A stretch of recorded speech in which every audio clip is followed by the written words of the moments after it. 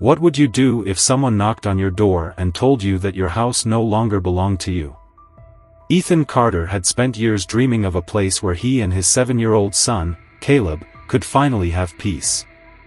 After working overtime, saving every extra penny, and enduring years of city noise, he had done it. He had bought the perfect house.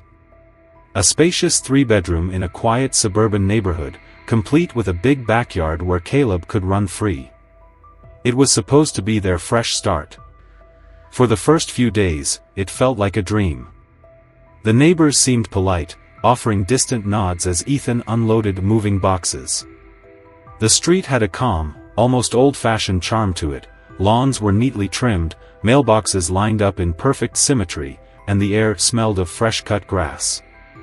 It was quiet. Safe. Everything he had wanted. Until the knock came. It was early morning, the kind of golden, peaceful sunrise Ethan had looked forward to enjoying in his new home. He sat on the front porch with a steaming cup of coffee, listening to the birds chirp. Caleb was still asleep after staying up late watching cartoons. For the first time in a long time, Ethan felt like he could breathe. Then the pounding started. Not a polite knock. A heavy, aggressive, someone wants to break your door down kind of knock. Ethan shot up, coffee sloshing over the rim of his mug. His first thought was that something had happened, a neighbor in distress, maybe an emergency. But before he could even reach the door, a shrill voice rang out from the other side. "Open up. Homeowners Association inspection." Ethan froze. Homeowners Association? He hadn't signed up for anything like that. He swung open the door, and there she was, a woman in her mid-50s, dressed in an iron-pressed blazer, her short blonde hair so stiff with hairspray it didn't move when the wind blew. Her lips were pursed in a permanent look of disapproval, her arms crossed as though she were already disappointed in him. "I'm Karen Richardson," she announced, as if that name alone should mean something to him. "President of the Homeowners Association. We need to conduct an inspection to ensure your property meets community standards." She extended a clipboard like it was a warrant. Ethan frowned. "I don't think that applies to me. I bought this house outright. There was no mention of an HOA in my contract." Karen's eyes darkened, her smug expression tightening. "That's incorrect," she snapped. "This entire community is under HOA jurisdiction. Maybe your real estate agent neglected to inform you, but I run things around here, and everyone follows the rules. Now, if you'll step aside, I'll just take a quick look around." She took a step forward. Ethan didn't move. He held his ground, planting himself in the doorway. "No." Karen blinked, as if she hadn't heard him correctly. "Excuse me? You're not coming into my house," Ethan said, his voice calm but firm. A slow, cold smile crept across Karen's face. "Mr. Carter, I strongly suggest you don't make an enemy out of me. That would be unfortunate." Ethan clenched his jaw as he met her stare. Something in her tone sent a chill up his spine. Something told him this wasn't over. Ethan had dealt with pushy salespeople before. He had dealt with aggressive landlords, rude bosses, and nosy neighbors. But something about Karen Richardson felt different. It wasn't just the way she spoke as if she owned everything in sight, it was the certainty in her voice, the way she acted as though his home was already under her control. Still, he tried to brush it off. Maybe she was just one of those HOA busybodies with too much time on her hands, looking for an excuse to flex whatever power she thought she had. Maybe she'd get bored and move on. But deep down, he knew better. The next morning, as Ethan stepped outside to grab the newspaper, he spotted them. Karen stood at the edge of his driveway, clipboard in hand, while a short, balding man in an ill-fitting polo shirt crouched beside her, stretching out a measuring tape. The scraping sound of metal against pavement sent an instant wave of irritation through him. "Good morning, Mr. Carter," Karen said, her tone dripping with forced politeness. We're just checking a few things. Ethan folded his arms. You're trespassing. The man beside her, who Ethan now recognized as Howie Grant, the HOA treasurer, glanced up nervously but continued measuring. Not at all, Karen said smoothly. We have the right to conduct inspections when a homeowner is in violation of community standards. Ethan clenched his jaw. What violation? Karen didn't even look up from her clipboard. Your driveway extends past HOA limits. That's an issue. Ethan let out a short laugh. This driveway was here before I moved in. Doesn't matter, she replied. It's non-compliant, and we'll need to discuss possible modifications. Ethan was about to tell her exactly where she could shove her modifications when she suddenly lifted her pen and pointed toward his truck. And that, she added, is another problem. Ethan followed her gaze. His pickup truck. The same one he had driven for years, parked neatly in his own driveway. Karen shook her head with exaggerated disappointment. We have guidelines about vehicle visibility. That, she gestured toward his truck like it was a pile of garbage, is an eyesore. Before Ethan could even respond, Howie cleared his throat and pulled out a folded piece of paper. Here's your formal notice, Mr. Carter. We're issuing your first fine for non-compliance. Ethan yanked the paper from Howie's hands and skimmed the contents. $750. For unauthorized vehicle visibility and landscaping violations. You've got to be kidding me, he muttered. Karen gave him a tight-lipped smile. Failure to pay will result in additional fines. Ethan tore the notice in half right in front of them. Get off my property, he said, his voice dangerously calm. Karen's smile didn't waver. Suit yourself. But ignoring the rules doesn't make them go away. With that, she turned on her heel and strolled away, Howie scrambling after her like a nervous lapdog. Ethan took a deep breath, resisting the urge to punch something. He thought that was the worst of it. He was wrong. That afternoon, as he was fixing lunch for Caleb, the doorbell rang. He braced himself for another run-in with Karen, but when he opened the door, he found a woman standing there with a clipboard, only this one wasn't from the HOA. Mr. Carter, she asked, adjusting her glasses. I'm Rachel Adams from Child Protective Services. We received a report of potential neglect at this residence. Ethan felt the ground shift beneath him. Excuse me? The woman gave him a sympathetic look. We received a complaint stating that your son is living in an unsafe environment. Ethan's heart pounded. That's ridiculous. My son is fine. I understand, but we have to follow up on every report, she said. May I come in? Ethan's jaw tightened, but he stepped aside, his hands clenched at his sides. Caleb was on the couch, completely unaware of what was happening. Rachel approached him gently. Hi, sweetheart. What's your name? Caleb hesitated. Caleb. Nice to meet you, Caleb. Do you like living here? Caleb shrugged. Yeah. She smiled. That's good. Do you feel safe? Caleb frowned. Yeah. Why? Rachel made a note on her clipboard. Just checking, sweetie. Ethan was seething. Who made this complaint? I'm not allowed to disclose that, she said. But Ethan already knew. From the corner of his eye, he caught a flash of movement through the window. Karen. Standing on the sidewalk. Watching. Smirking. His stomach twisted with rage. She had done this. She had weaponized CPS against him. Rachel finished her notes and turned back to him. Your home looks fine, and your son seems well taken care of. I'll file a report clearing you of any concerns. Ethan exhaled slowly, his fists still clenched. Thank you. As soon as she left, Ethan marched straight to his front door and stepped outside. Karen was still standing there, pretending to check her phone.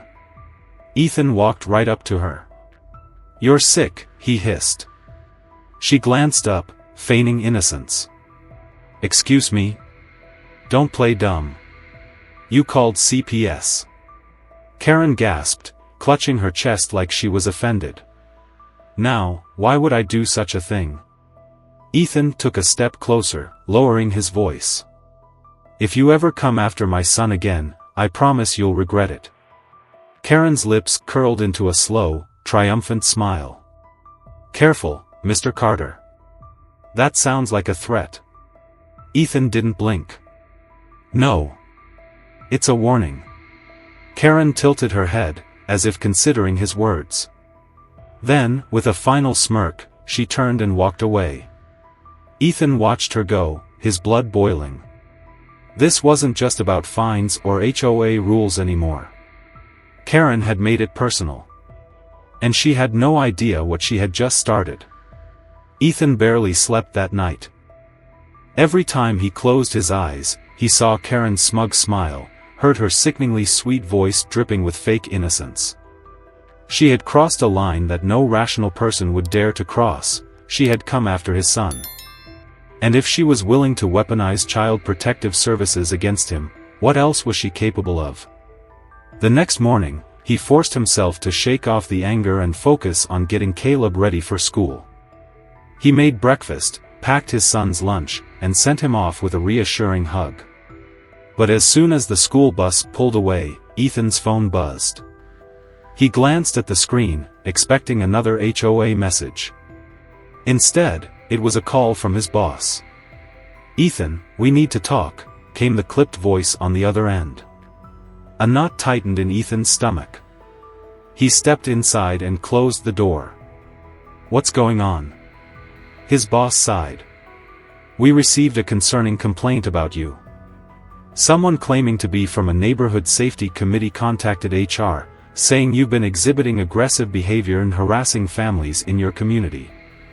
Ethan's blood turned to ice. "Karen. That's a complete lie," he said sharply.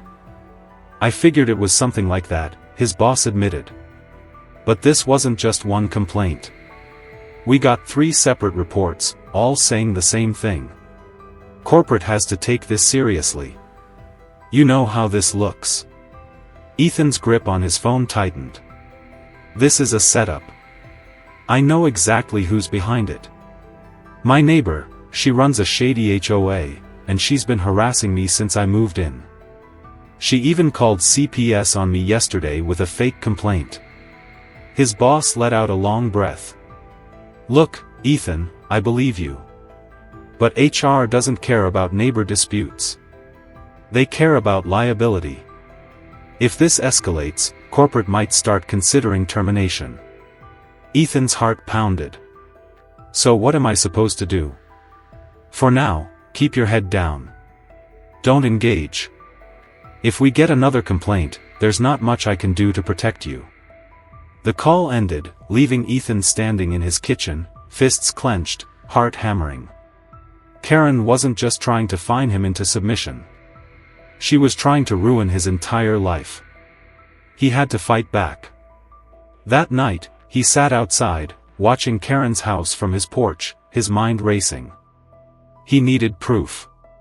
Something he could use to shut her down before she could do more damage. Then an idea hit him. He pulled out his phone, turned on the voice recorder, and walked across the street. Karen was outside, pretending to water her already perfectly manicured lawn. She glanced up, raising a perfectly sculpted eyebrow. "Ah, Mr. Carter. Here to finally cooperate?" Ethan kept his voice calm. "You filed false complaints to my job, didn't you?" Karen sked, shaking her head. "Now, why would I do that? You've already called CPS on me. What's next? Are you going to try to get me evicted from a house I own?" She smiled. "You make it sound so dramatic. I'm simply maintaining the integrity of this community. We have standards. And when someone refuses to follow them," she shrugged. "Sometimes, we have to ensure compliance through other means." Ethan forced himself to stay still, his phone recording every word. "And you thought you'd accomplish that by trying to get me fired?" he asked, pushing her. Karen gave a knowing smirk. "People don't like disruptions, Mr. Carter. They prefer things to be orderly. If you're unwilling to fit in, well, perhaps you'd be happier somewhere else." That was all he needed. Ethan ended the recording as soon as he got back inside. He forwarded the audio file straight to HR, along with an email detailing everything Karen had done. His boss responded within minutes. "Got the file. I'll handle this. She won't be a problem for us anymore." One battle won. But Ethan knew the war was far from over. The next morning, his victory was short-lived. A thick envelope from the HOA sat on his doorstep. Inside was a final notice, a threat that if he did not pay the accumulating HOA fines, the association would place a lien on his property. His violations now totaled over $10,000. His chest tightened. This was insanity. He didn't even belong to the HOA. As he flipped through the papers, something caught his eye. A name. A potential buyer. His blood ran cold. Karen had already arranged for someone to purchase his house after the HOA seized it. She had been planning this from the very beginning. Ethan stared at the papers in his hands, his pulse pounding in his ears. This wasn't just some petty HOA harassment anymore, this was an outright attempt to steal his home. Karen had been orchestrating this from the beginning, setting up false violations, inflating fines, and now threatening foreclosure with a prearranged buyer already waiting in the wings. She hadn't just wanted control over him. She had wanted him gone. He clenched his jaw, forcing himself to stay calm. Anger wouldn't solve this. He needed proof. He needed to take this further than just fighting fines, he needed to expose Karen's entire operation. That night, he started digging. Public records, HOA documents, old news articles, anything he could find. And soon, the pieces started falling into place. Karen had done this before. Multiple times. He found reports of lawsuits from 2 other neighborhoods in different states, both accusing Karen Richardson of fraudulent HOA activity, illegal annexations, and fabricated fines. The pattern was the same. She bullied homeowners until they either caved or lost their properties. In one case, a veteran lost his house after Karen's HOA pushed him into foreclosure over landscaping violations. Ethan's stomach twisted with rage. The next morning, he reached out to the local news. At first, the reporter seemed hesitant. HOA disputes aren't exactly front-page material, she admitted. Ethan smirked. What if I told you I had proof that she's been running the same scam in multiple states? And that I have a recording of her admitting to weaponizing HOA rules to force people out of their homes? The reporter's hesitation vanished. I'll be at your house in an hour. But before the news crew could even arrive, something happened that made the entire situation explode. Ethan was woken before dawn by a faint shuffling noise. Someone was outside his house. His heart pounded as he reached for his phone and crept toward the window, easing back the curtain just enough to see. A figure stood by his back door, fiddling with the handle. Ethan sucked in a breath. This wasn't just intimidation anymore. This was a break-in. He hit record on his phone, zooming in on the intruder. The dim light from the street lamp illuminated the man's face for a brief second, and Ethan's stomach dropped. It was Howie Grant. The same sniveling HOA treasurer who had followed Karen around like a lost puppy. Ethan didn't hesitate. He dialed 911. This is Ethan Carter. I have someone trying to break into my house. I have them on video. As he spoke, another voice cut through the darkness. Hey! What the hell do you think you're doing? Ethan turned just in time to see Walt Hendricks, his neighbor, stepping onto his porch, shotgun in hand. Howie froze. I was just. I'd take my hand off that door if I were you, Walt said, his voice eerily calm. He rested the shotgun against his shoulder, not aiming it, just making sure it was seen. Howie's face went pale, his fingers trembling as he slowly lifted them from the doorknob. That's breaking and entering, son, Walt continued. And if you don't get off this man's property, the cops are gonna find a real good reason to throw you in the back of a squad car. Almost as if on cue, the distant sound of sirens filled the air. Howie panicked. This isn't what it looks like. Really? Ethan called out, stepping onto the porch. He held up his phone, still recording. Because it looks like you were trying to break into my house. The squad cars pulled up fast, red and blue lights flashing against the darkened street. 2 officers jumped out, weapons drawn. Hands where we can see them. Howie didn't argue. He raised his hands as an officer grabbed his wrists and yanked them behind his back, slapping on a pair of cuffs. I wasn't trying to rob him. I swear. I was just supposed to. He stopped himself. But it was too late. The officer narrowed his eyes. Supposed to what? Howie swallowed hard. His forehead was slick with sweat. I was told to scare him. Ethan stepped forward. Told by who? Howie's mouth opened and closed like a fish gasping for air. Then, finally, he muttered. Karen. Ethan felt a rush of satisfaction. There it was. One of the officers frowned. Karen Richardson? The HOA president? Howie nodded frantically. She wanted me to plant something inside his house. Ethan's stomach turned. Plant what? Howie shook his head, his voice desperate. I don't know. She just said it would make sure he couldn't fight the HOA anymore. The officers exchanged a look. That's enough for now, one of them said, tightening Howie's cuffs. We'll get the rest at the station. As they shoved him into the squad car, Ethan finally exhaled. Karen had overplayed her hand. And now? She was going to pay for it. The courtroom was silent as the judge reviewed the final set of charges. Karen Richardson sat at the defendant's table, her once smug demeanor replaced with a look of pure fury. The evidence against her was overwhelming: video recordings, fraudulent documents, witness testimonies, and Howie's full confession had left her with no room to escape. The prosecutor had laid it all out with brutal efficiency. Karen had orchestrated an illegal HOA scam, attempted to fraudulently seize homes, and, worst of all, physically assaulted a child.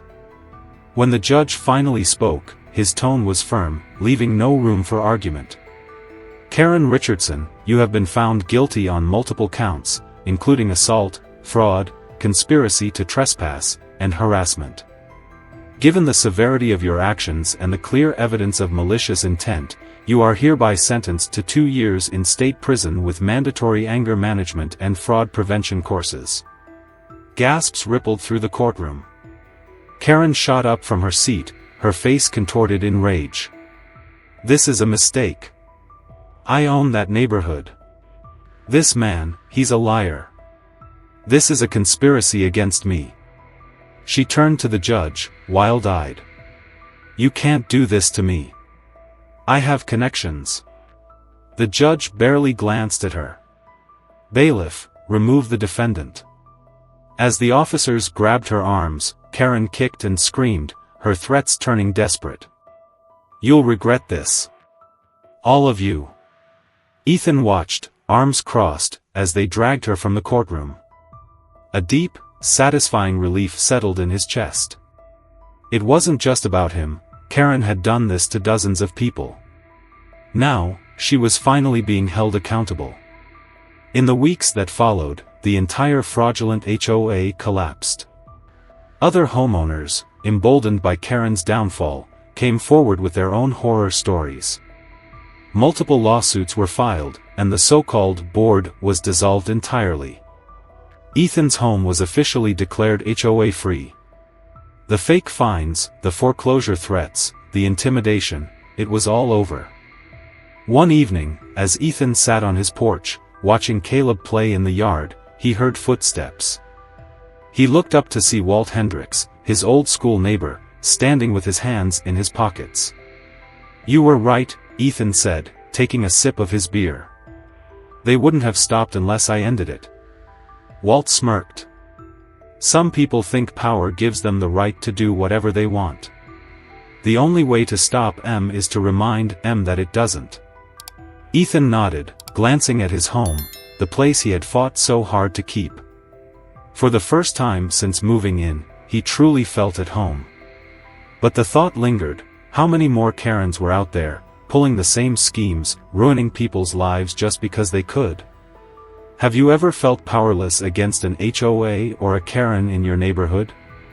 Share your experiences below, let's see who had it worse.